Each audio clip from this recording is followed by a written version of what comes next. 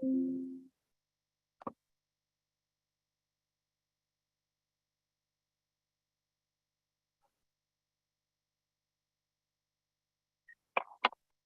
to go.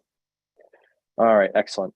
Today is October the 26th, 2022. We are on a digital platform for the Economic Revitalization Committee meeting.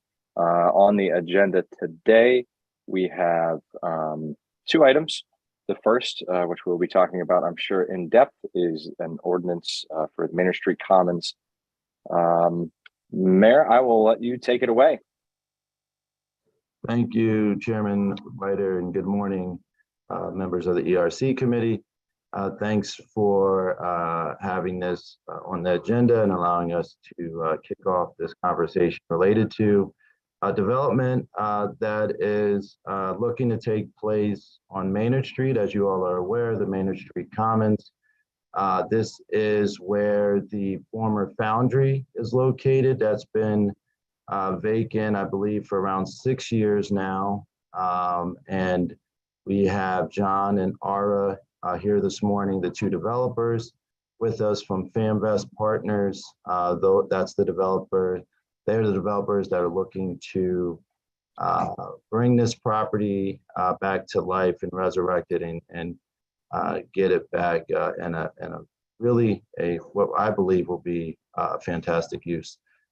And so I don't want to talk too much here. I know a lot of the questions will be for John and Ara. And so I will turn it over to them, let them introduce the project, the plans that they have, and then obviously turn it back to the ERC committee for questions. And just so John and Ara know, that we don't, the council does not vote in committee. So this is just a discussion matter at this point. So thank you, Chair Bider. I'll turn it over to John and Art at this point. Thank you, Derek.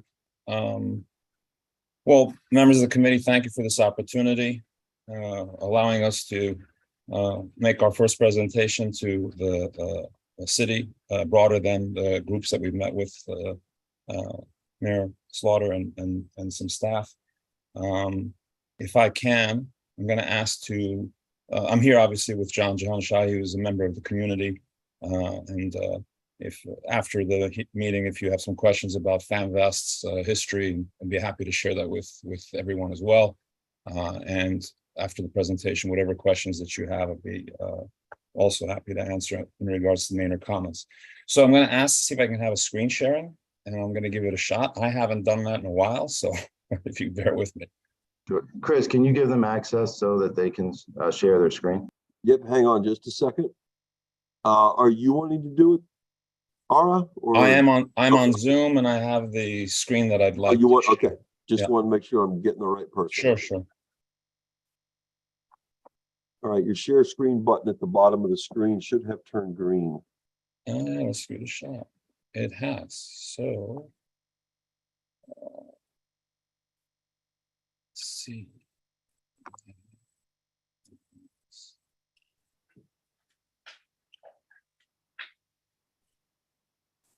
Bear with me, John.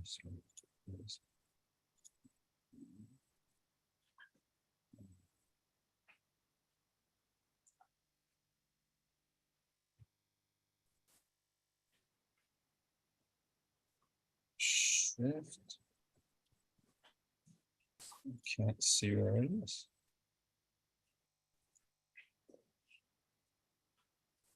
For some reason, it's not loading the screens here. Let me see if I can just pull it over here. Or if you email it to me, I could pop it up if you want. That'd be easier. That would be great. So I apologize again for the delay. Let me have your email. Yep. D Slaughter. Oh, to Derek. Yeah. Yeah, I thought that was Chris. Hang on one second. Okay. Yep. No, if you just send it to me, I could put it. Okay.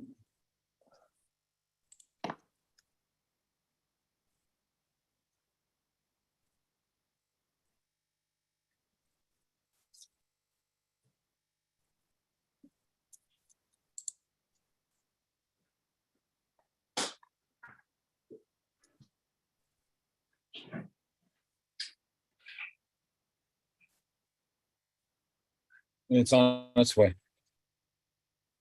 All right.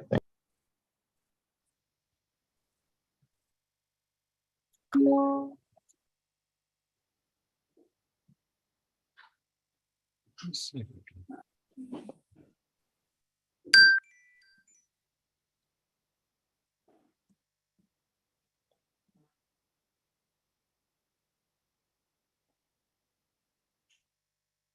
Oh, 1 second. Maybe let's see.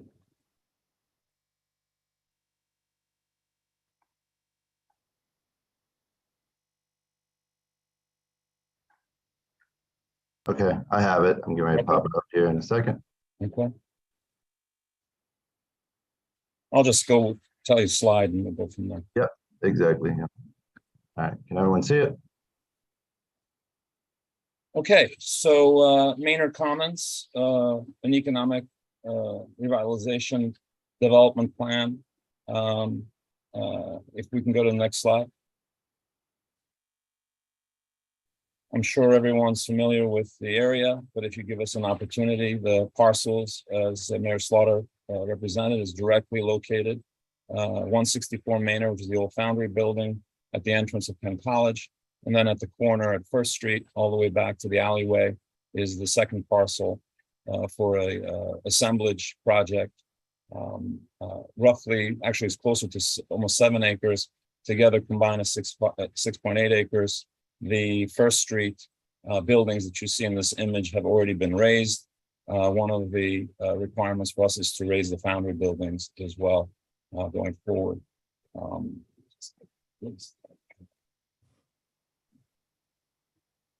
Yeah, go ahead to the next slide. Thank you. So the redevelopment plan is a combination of 3 buildings to be built. And the entire site is going to have the ability for vehicular traffic to circumnavigate from all of these 3 buildings. They will contain 5 tenants. At the main entrance, perpendicular to the college, is contemplated a C-store tenant, and you'd have drive aisles going from the rear of the building that connects to the First Street parcel, if you may, which will have a quick service restaurant approximately on 2 acres, with access, also drive aisle access to Maynard Street. There will be entrances off of Maynard for the C-store and for the QSR. There will be 1, hopefully, if not 2, access points. If you can pull the picture down a little bit, Mayor. So if it includes the First Street. Yep, that's better. So you'll see there's 1 entrance contemplated in the drawing right now. We may be able to put a second off of First Street, which would be to the right side of the building off to the right. That building is approximately 7,000 square feet. It'll contain 3 tenants. 1 could be a dry box, for example, a mobile phone user. If we're looking at a sit-down restaurant, that's why you see a significant amount of parking there. And the 3rd tenant is to be determined, but similarly, it could be a sandwich shop or something to that effect. Next slide. So at a high level, let's talk first on the right side of the screen. You'll see the total project cost between the acquisition of the land and the environmental cleanup is about, and the development is about a $16 million project. The parcels that we looked at a few minutes ago, we have already acquired the parcel at 164 Maynard, directly across from the college. Off to the left, and the reason why we're here is we're trying to show you our total site cost estimates that we've received. The highlighted line items are related to why we're here today and our request for the city's consideration for an allocation of the city's American Rescue Plan funds.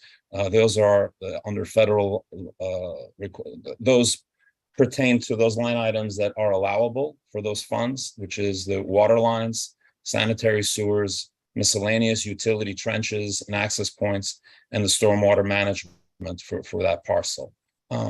So the overall cost of this has been bid by 3 qualified bidders at prevailing wage, which again is another federal requirement to access these funds and use those funds for that development.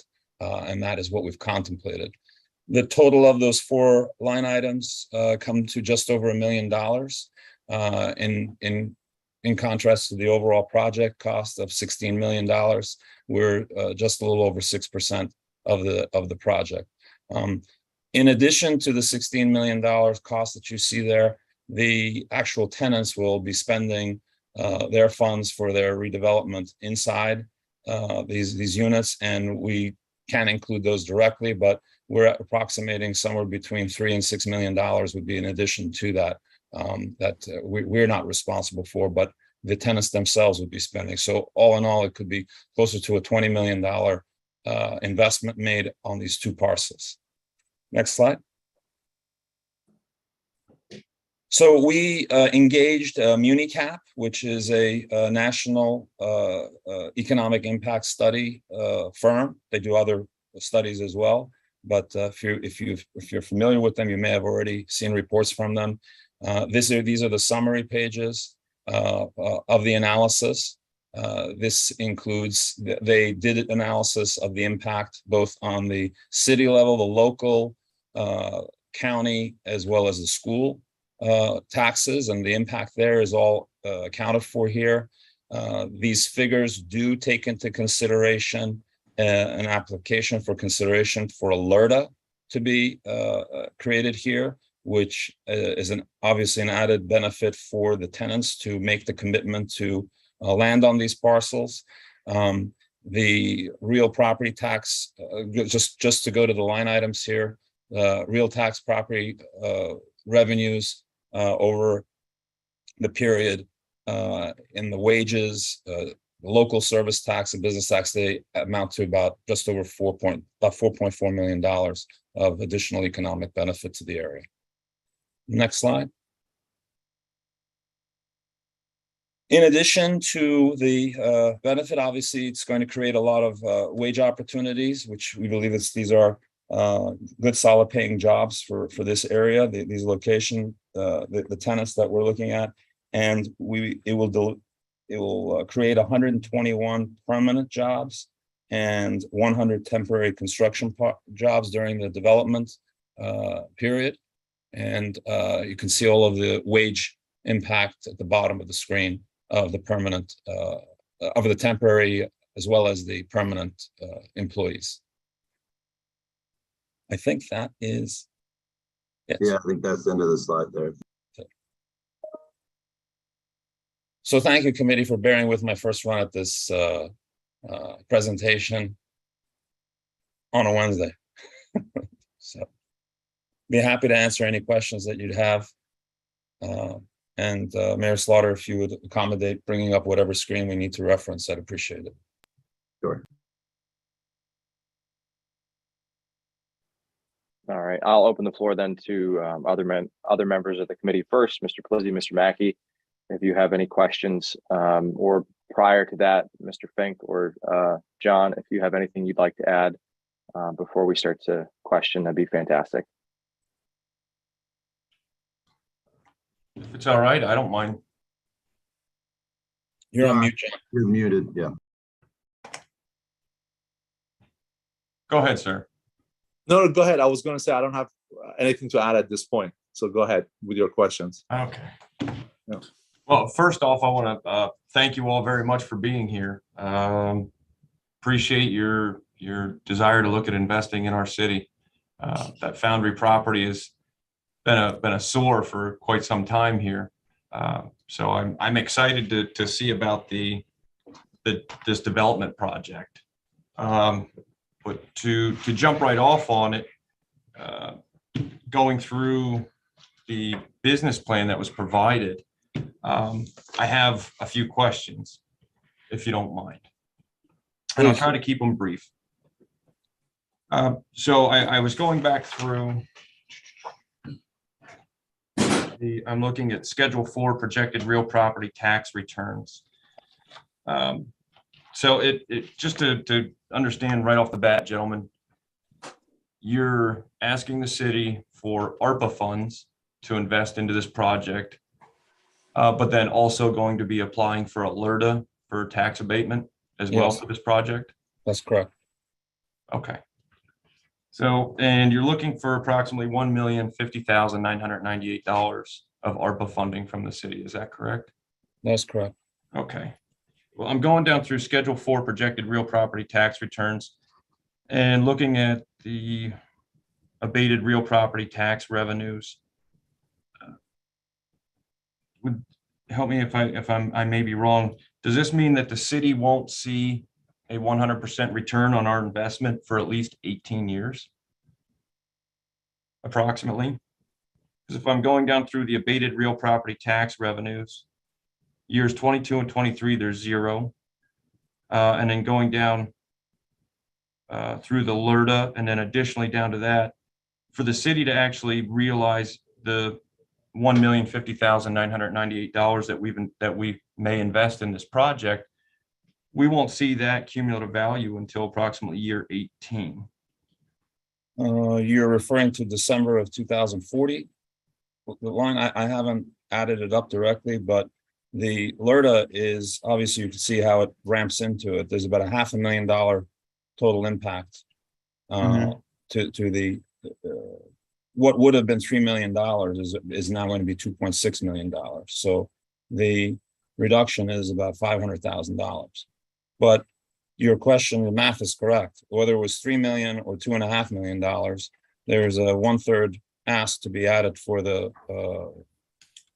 that comes out of the tax revenues that it would take up to 2000, maybe it's 38, 39. I haven't cummed it, but I'm assuming you have. So I would agree with that. Okay. Because again, I was doing the numbers. I think most of council would probably chuckle at this, but I'm usually the guy that my big focus on anything when I approach a project, believe me, I like to see the development, is I always approach it as a matter of what is going to be a safe and sound investment for the city, to which we're going to see a 100% ROI within at least a 7-year return. I think most, a lot of financial people I deal with always tell me that if you can get 100% in 7 years, you're doing phenomenal. So that's always what I aim for whenever we look at any kind of investment with the city, especially with the city's taxpayer dollars. So that's kind of how I approach it. So you have to forgive me if there's nothing to, I have no problem discussing, but you also have to layer in, I would hope in your calculations, the additional wage tax revenue that it brings to the area, the local tax, all of the above is part of it, because right now that it's not generating anything to that effect. correct. And the one number that I don't have immediately in front of me is what is the current real property tax that you'd have to weigh against the return over the 10-year period. Yep. Oh, I understand 100%. That 50% of something is certainly better than 100% of nothing. I think everybody here would agree with that. Again, I liked seeing this project. But the overall impact is, again, you have to look at how the one thing that this report does not capture is all of the additional economic impact that the employees and the families and all those things in the area that would be added to the equation. Is that okay, so that total sum is not in the in this report? The wage tax impact is here in the report. It shows how many jobs it creates. Yeah, I saw that. Right. One of the things if you don't mind me jumping in on this aspect of it as well, it's been sitting vacant for 6 years. There's been no job creation associated with that. So you've got carrying cost that the city is bearing because of the fact there's no jobs associated with the property, which, to Vince, your point with regards to that return on investment, right now you're losing on that return on investment because it's just paying its property taxes. I understand on that. Like I said, 50% of something is certainly better than 100% of nothing. Yep. Um, No, and I appreciate your numbers aspect of it. So that's why I wanted to chime in on that. So. Yep, I just, I like this project. I like the development. It certainly needs to be done. To be 100% honest and upfront, I think, given the number that's being requested from the city's ARPA funds, and then compounded with the LRTA that's going to be applied for, to me, it just doesn't add up to come across as a healthy fiscal return within that time frame. You know, even so, we won't see 100% return. And again, my numbers are probably wrong because I'm only going off of that Schedule 4 projected real property tax revenue. So that's what I'm using as far as when I go off these figures. And that's the real property tax revenues. That doesn't take into account the mercantile tax, the business privilege tax, you know, the other taxes that the city's going to realize from this project. So if there was a way, I would love to see that sum total of, you know, over the 30-year period of what would be the total realized tax revenue that the city would see. That certainly might help, you know, convince me that this would be a healthier return for our investment. The conservative number that this represents is $4.4 million, including the business privilege tax and the local service taxes you alluded to. That's all in. So if you're equating the investment versus the return, it's, you know, it's 20, almost 22% is what we're asking of this investment. Again, if you're only looking at the impact of this project in a silo, just for that location, what it does for the rest of the area is, if I came in here with a report saying, and maybe across the street, this will come. And if we do this, that's going to happen. You know, we're trying to be realistic and silo this economic equation to be, what is this return? To your point, if you're looking at only in this, but I would hope that the committee here and other members would look at it as, what is this as a catalyst? And that's what economic development's all about. Obviously, it's not just the one project, is what will this jumpstart in the area? No, I understand I understand that, you know, this could certainly create healthy ripples of development. Right. And the LRTA, just to make it, it's not an additive, obviously. I know it's an ask that we're making, but that is one of the carrots that we are asking for, because it is the only thing that the tenants that are making a commitment to step into this area and start hopefully what will continue to be economic growth, they get something for making that their investment dollars in these locations and commitment. So I appreciate, again, your just straightforward analysis from, you know, denominator versus a numerator and coming up with a percentage. But there's a lot more to weigh than just that in our aspect of reviewing the opportunity. And I did actually go through and look at the total realized revenue to the city would over the 30-year study that this has been conducted would be the 4,392,561. So over 30 years, that averages out to about $146,418 of realized tax revenue back to the city annually, which broken down over the 30-year period means that we potentially could realize a 100% return to the city in 7.18 years, which I like those numbers. Now it makes sense to me. My concern, or a 14% return. I'm sorry to interrupt you. Just no, you're perfectly fine. Or Go right ahead. Or 14.2% return on an investment, which, as a real estate developer, if we can deliver anything in the teens, we're always elated. Yep, I like seeing that. That gets me excited when I see the numbers work out, because I want to get behind development. I want to get behind projects like this. Sure. This is great. To Mr. Fink's point, you know, that property's been sitting there for quite some time, and it's not an asset to the city right now. Honestly, it's a liability to the city. So to see development come in would be absolutely great. I just want to make sure that I'm doing my due diligence as one of the elected officials representing our taxpayers, to make sure that we are making the appropriate investments, both in the choice of the investment and with the sum of the investment, so we can try to get the most bang for our buck. I know that you gentlemen have been successful in developing before, so that is certainly, I'm happy to hear that. I know you've been investing in the area before, and for that, I thank you very much greatly. I just, honestly, I would need more time to go through this. I think I'd have a few more questions.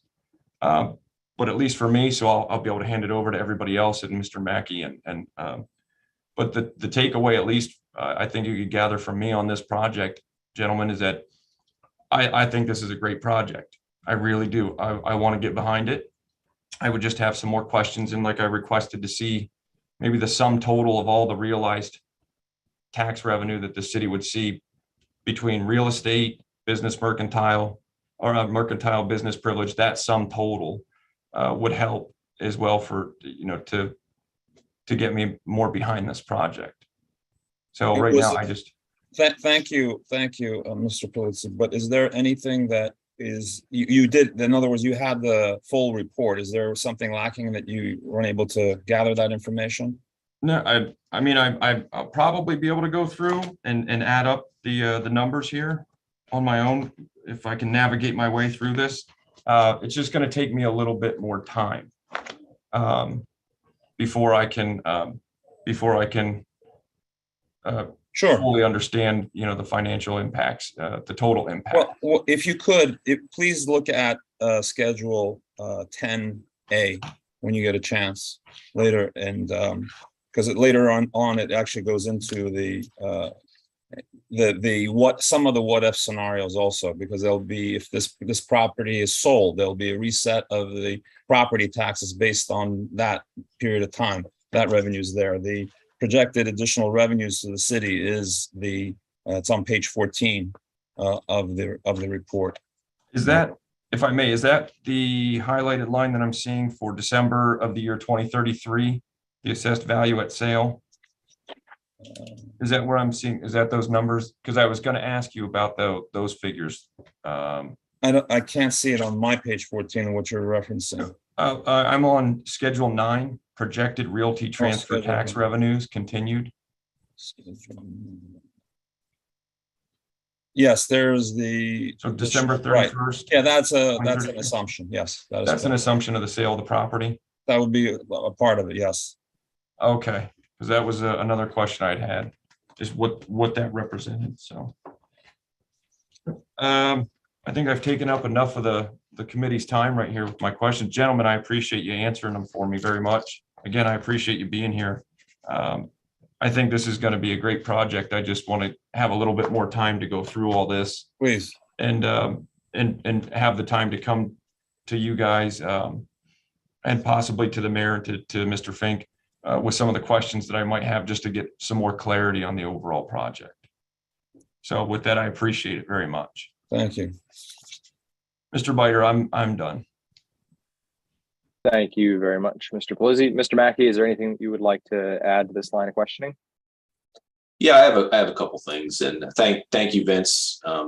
I've said it before, Vince is our numbers guy, and I appreciate the amount of time he always puts into this. So, Eric, maybe hi, John Mackey, by the way, Nice to meet you. City Council. Could you just kind of speak generally to your time frame for this project and what a delayed response is, maybe the best way I could put it, from City Council, how that might affect this project moving forward?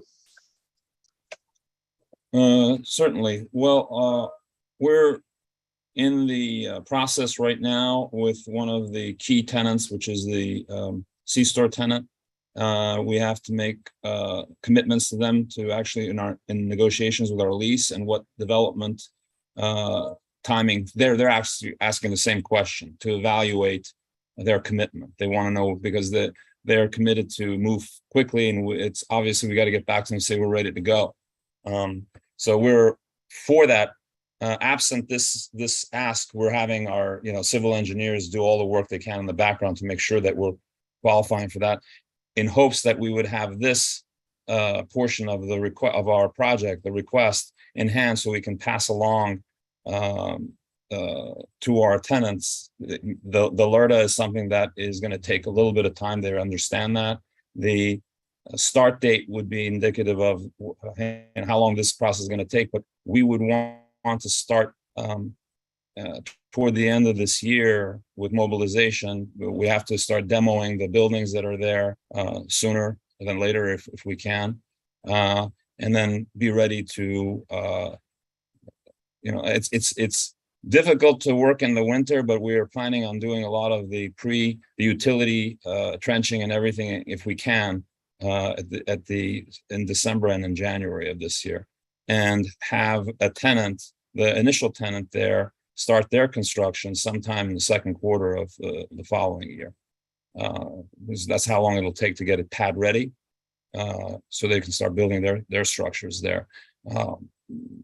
We need to grade and combine the two parcels together. That's why it takes some time. It'll take a little more time to get the pad ready for their work to start in the second quarter. But we're hoping that if we can get the other commitments in line over the next 2 or 3 months for the other tenants, at least on the corner of Maynard and First Street, that we would have both tenants working in tandem and have that build out by the end of 23 and the beginning of the first quarter of 2024. Okay, so in other words, the sooner we can get comfortable with this as a council, the better. Is that what I'm hearing? Yeah. Thanks for summarizing. Yes. Yeah. And I didn't want to say yesterday, but we really are. Right. I'm trying to be sensitive to answer it. The sooner the better. Yes. And again, I didn't say this before, but the packet you put together is great, and I really appreciate all the time you put into this. And this project looks amazing. I do have a couple of logistical questions, and I don't know if you can answer these yet or not. Looking at page 3, what appears to be a convenience store with an entrance off of Maynard Street directly across from the entrance to Penn College.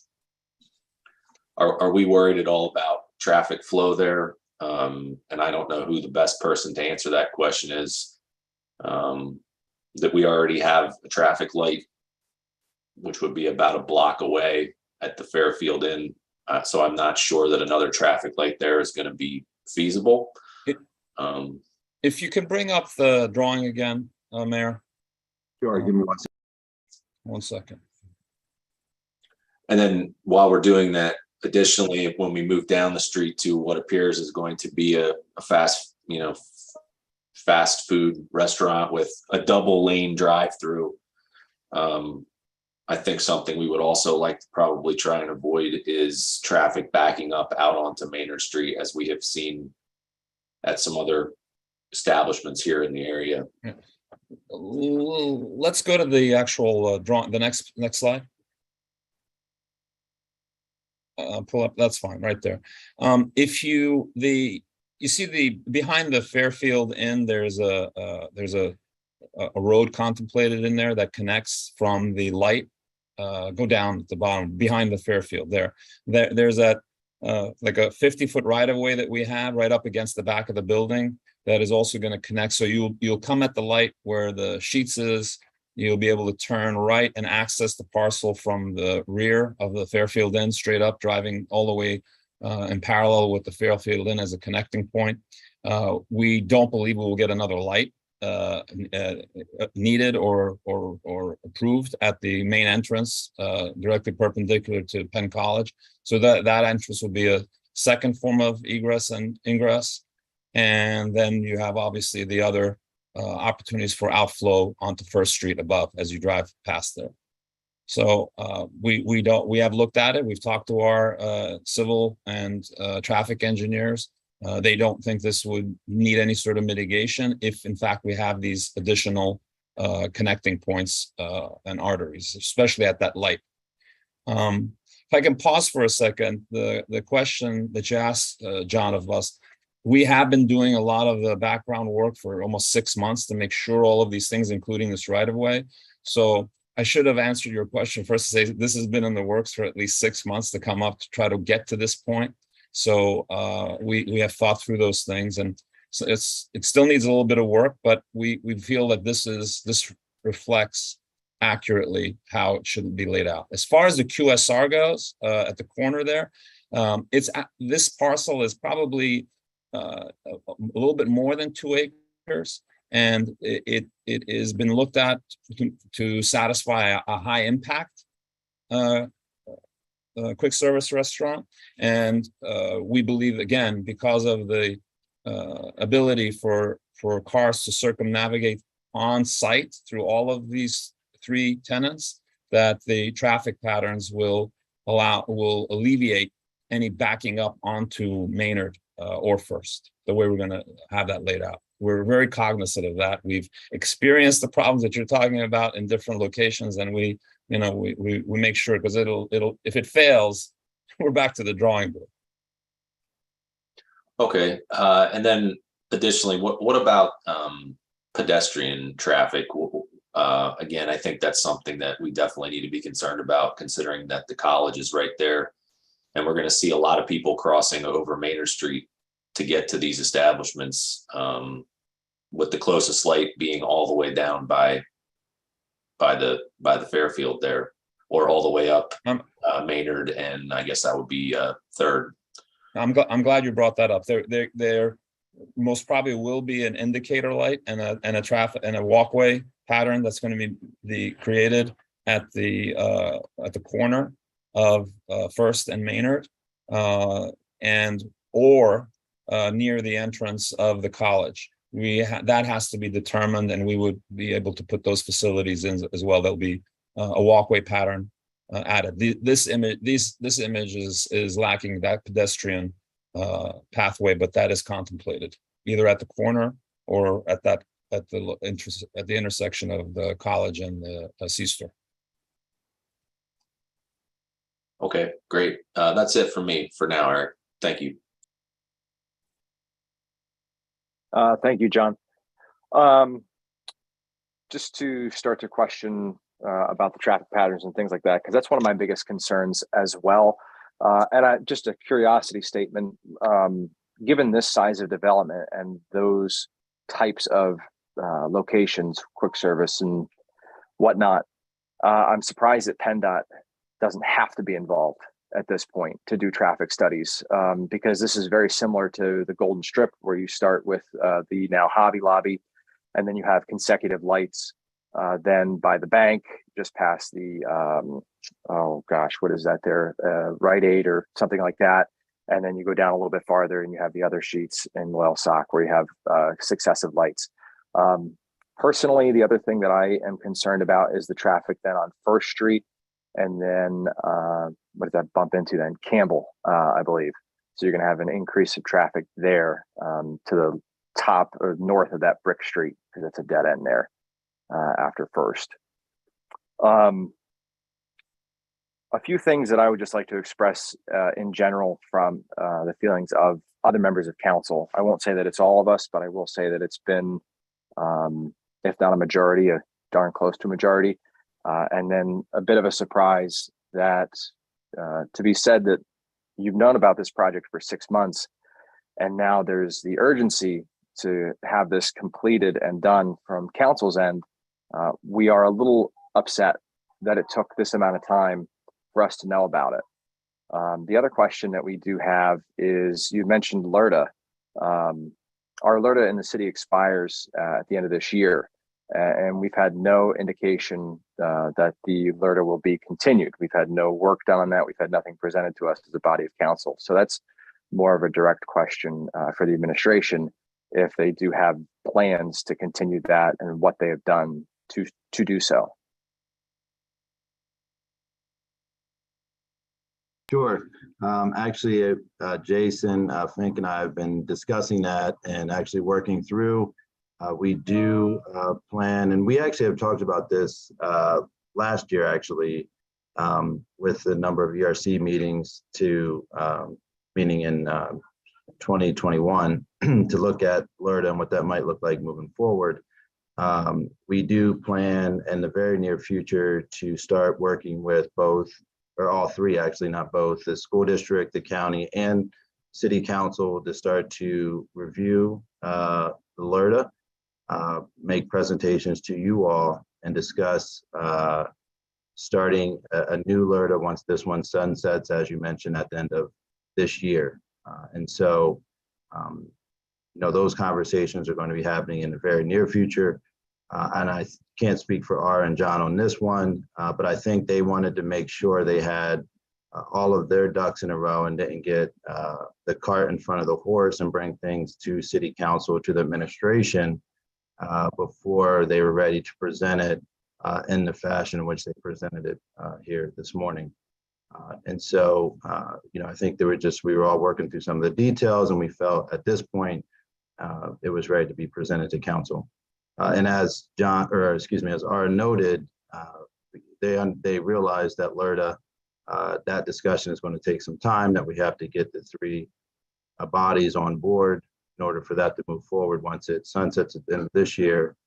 And so I don't believe that is a deal breaker at this point, that they realize we'll be reviewing LRTA if and when this project were to move forward. But to answer your question, Chairman Biter, we are planning to bring the conversations to council in the very near future to start the LRTA as well as the school district in the county. And I just want to actually address the prior comments about the Maynard Street and PennDOT's involvement. And as you know, we have property in that corridor as well from our organization's aspect of it. And PennDOT does not have jurisdiction of Maynard Street. That is a city street. They have jurisdiction of 3rd Street in Loyalsock Township, which is why they're involved with directing what is to be done to mitigate those challenges there. However, they are not involved with the city. They are open to paying attention and looking at what's taking place there, especially as it gets closer to Baird and Burger King, where they're located at, because of their on and off ramps there. Well, and we also have the railroad tracks there too, which service those industries, wire rope and Stamens there.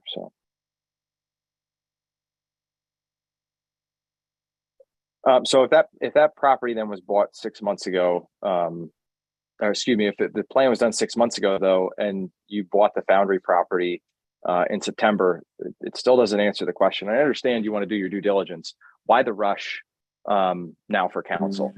I'm really, again, I must stress that this is a big investment for us. While personally, again, I will echo the sentiments of the others. I do think it's a good project.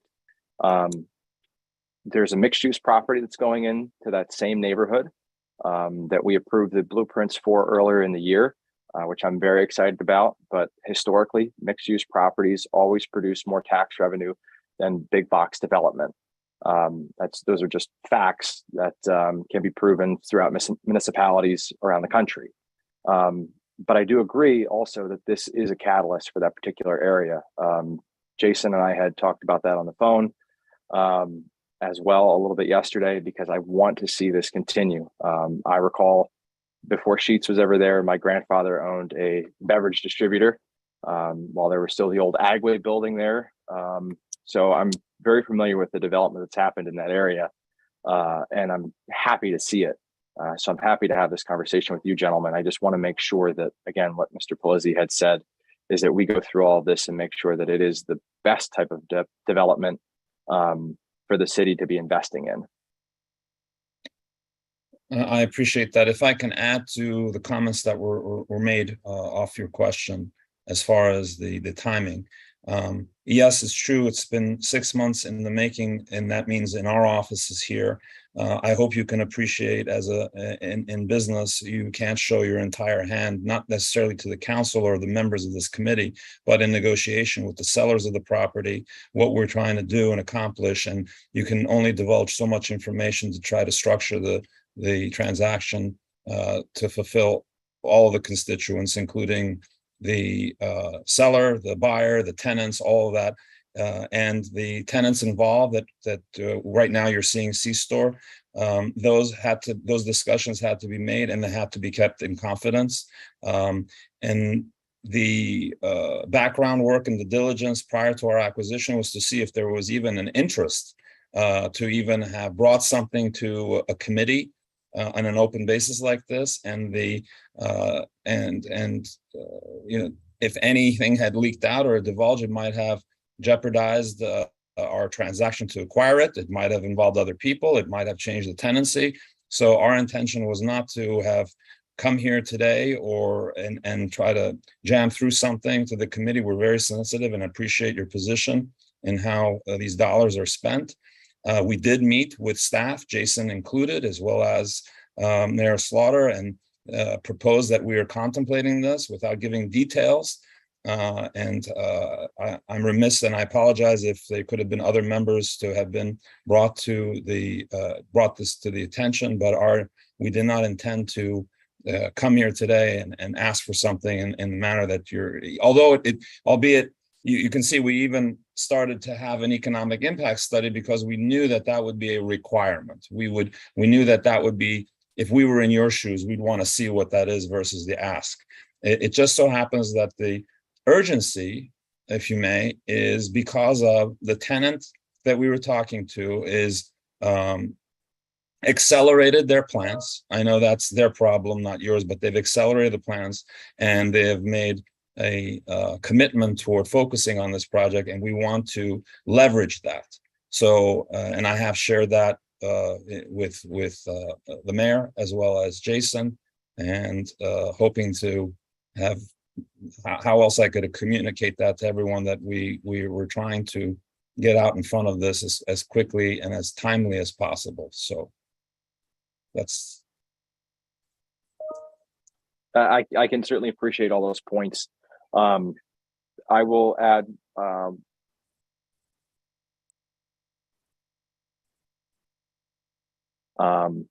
I believe that you hit the nail on the head, though, by saying that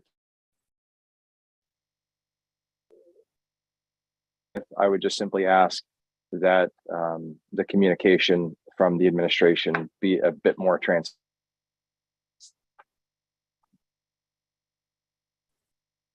I'm sorry you broke up there, but I think I heard what you said as far as the communication. Going forward, obviously, we're opened our plan here, and we're going to make that public.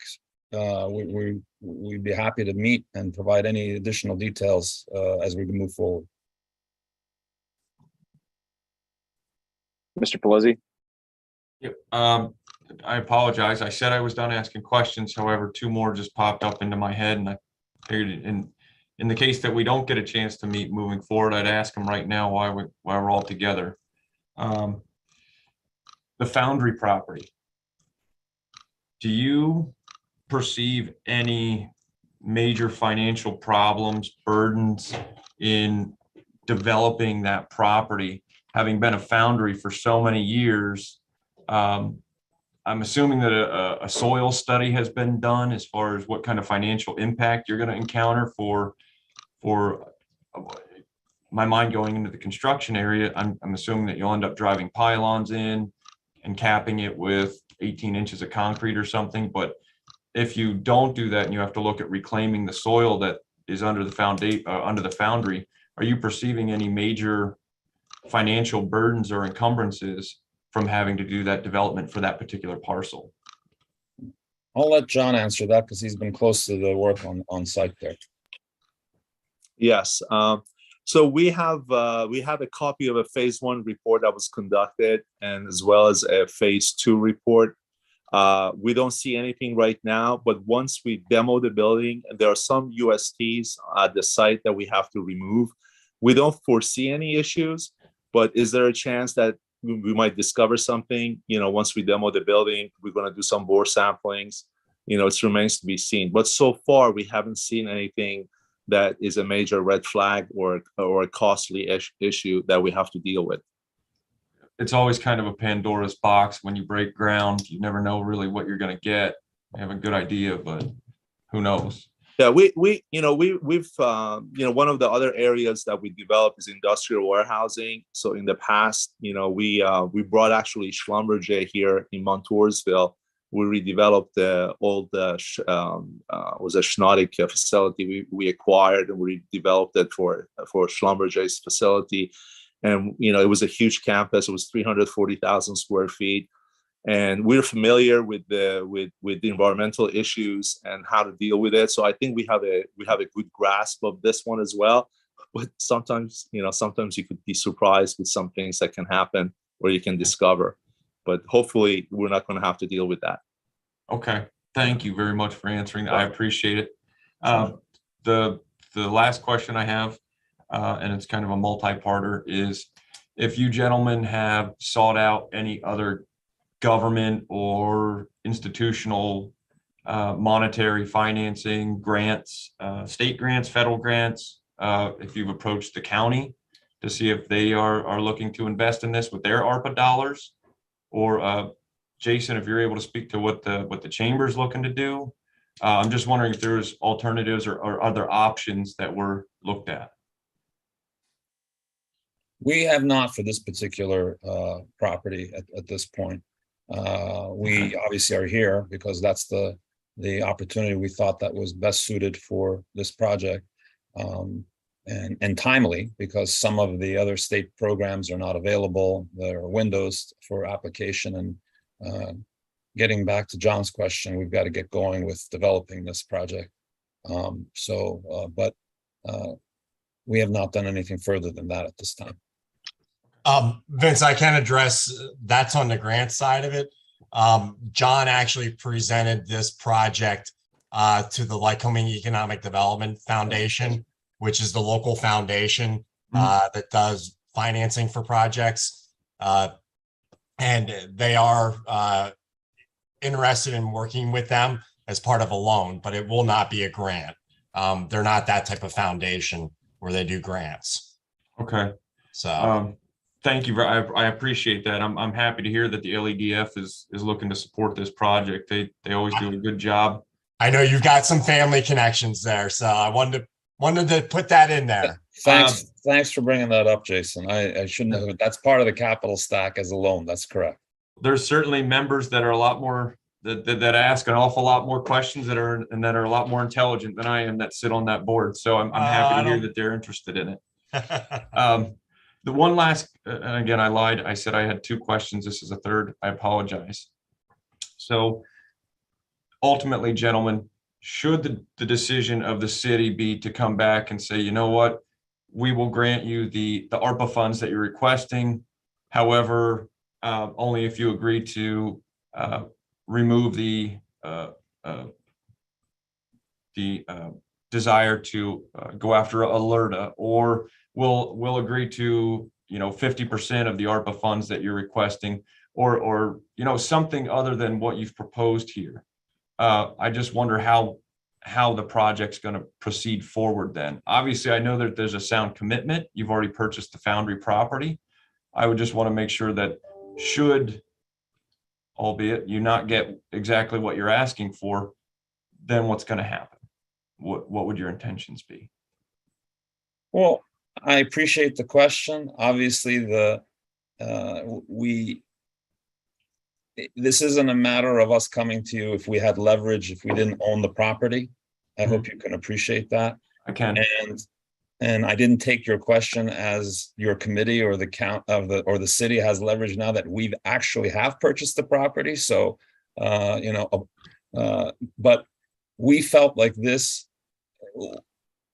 John and I, when we get into a project outside of the company name, we get really vested into it. Let me bring that. We believe that we can see it completed, as all of you members hopefully do as well. And we felt we put ourselves in the shoes of the city or whoever we're requesting assistance, whether it's a loan, whether it's a grant, or whether just to negotiate with an owner. We feel like whatever comes our way as developers, we've dealt with so many different things that we have to pivot and accept the landscape as it is. So to answer your question, I just want to give you the background of that, just so you'd understand it. We would take a look at how we could overcome that, if there is an overcome, but we're coming to you as a partner, that we're asking the city to be a partner in this thing, because we see what does the city get out of this from what we're asking. And the future is what we believe is, we're providing that. So we'll have to just deal with whatever you present us and see what we can do. Now, the LERTA, and it's not one, independent of the other. The LERTA, my recommendation for that, or why we asked for it, it is a significant carrot, obviously, for the tenants to come in. And but 7 years goes by really quickly. And again, I put myself in your shoes. Is it worth it? So if it's not worth giving up today, you're going to have to make that determination, and we're going to have to do with whatever you give us on that, as well as the ask for the grant. Thank you very much. I appreciate you answering that for me. I do. And I completely understand where you're coming from, and I'm happy to hear that, if we're all faced with problems and we need to overcome, adapt, pivot, like you said, should things come our way that we're not prepared for. Yeah, but let me give you one more addition. I should have said that it might change. What may change is the image of what we have here. Yes, we own the property. It may change the environment for that tenant that's going to go there, because they know that they're not going to get an abatement, or the costs are such that the acquisition of the second parcel, which has got a significant amount of time left on that for our diligence, may not happen. I mean, there are other options that we would have to weigh when we're presented with an alternative. I appreciate it very much, and I can't speak for other members of council, but I can speak for myself. I think I certainly want to see Williamsport be known to be a city that embraces and looks forward to partnering with development, with business, with progressing forward. So again, I very much am looking forward to this project. I would just appreciate you gentlemen being here, and I appreciate your patience in answering a lot of the questions that I've thrown at you right now. And I appreciate you being patient with giving us a little bit more time to kind of root through everything, so we can negate a lot of any kind of insecurities that may be brought up, or be able to help us answer a lot of the questions that we may have. So, and on that last note, again, we apologize, and our intent wasn't to spring this on the committee and ask for them to go along, because we're just some big developers coming in and doing a favor for the city. I hope you know that arrogance does not exist in our DNA at all. What we ask is, what can we do to bring you up to speed faster than usual? Please look at it as an oversight, and understand some of those fundamentals that I mentioned going into making a deal like this happen required us to only work with staff and try to keep things not undercover, but bake the cake. The ingredients had to go in just right before we had these meetings, and that's the intent. I understand. I appreciate it very much. The one other, John Sander, Councilman Pelisi, is actually looking at if there's any potential, working with Delta right now for demo funds that may or may not be out there, considering that it's, the old foundry with the environmental conditions around it. So we don't have an answer on that right now, but John Sanders looking into it. Okay. And to Ara's point there, when we were working with it, given the sensitive nature, the non-disclosure agreements, I just didn't think it was appropriate for myself to bring this forward until Ara and John were ready. But I don't think the intent ever was to rush this. It's just that they're at a point now where they're ready for this to come forward, as with the other ones that we brought forward, and for council to review. But I just didn't think it was appropriate, given the sensitive nature of everything, until they gave the administration the green light, and that everything was in place on their end. So it was never to not involve council, but just to make sure that they had their agreements in place and all the non-disclosures before, obviously, we brought this out. But I'll keep you posted on John Sander too, if he finds anything on that front. Thank you very much. Mr. Biter, I'm done. I promise this time I'm done. All good questions. Gotta vet it. Go ahead. Thank you very much, gentlemen. All right. I'll leave with this then. Once again, I would stress that the administration just be a bit more transparent about bringing in the appropriate parties, whether or not he feels that it's something that has to be waited. We need to wait till the 11th hour for. And I would challenge then you two gentlemen, if LERTA is that big of a carrot, I would make sure that the administration knows that and they start to have those meetings and get the ball rolling on that process, because it's not going to happen in the next 60 days to just make that a reality. We have to get three entities to agree to it. So that being said, I will Appreciate that. absolutely. I will take a motion to adjourn. So moved. Eric, I have Favor? Sorry, I'm sorry, Eric. That's okay. Again, I don't have the agenda in front of me. Did you say we have two things on the agenda or just one? I'm sorry. It was other related items. Excuse me. I apologize. Sorry. Okay, just want to make sure. We can drop Okay. off. No, you're fine. Forgive me. I was looking at time and things like that. Is there anything else for the good of the order? Any related items for today for ERC? I have none. No, I would just like to add that, and just for the record, you can put me in the camp of the city council members who is not upset by this timing, and I appreciate all of the hard work you put into this. So I think this is a great project. Thank you. We'd like to see it happen. We really do want to make it happen. Just again, thank you, Now gentlemen, then. for being here. Is there? Can I take a motion to adjourn on that one? So moved. Second. All in favor? Aye. Aye. Aye. Thank you, gentlemen. Gentlemen, see you I again. hope you all have a great Thank you. day. You too. Thank you.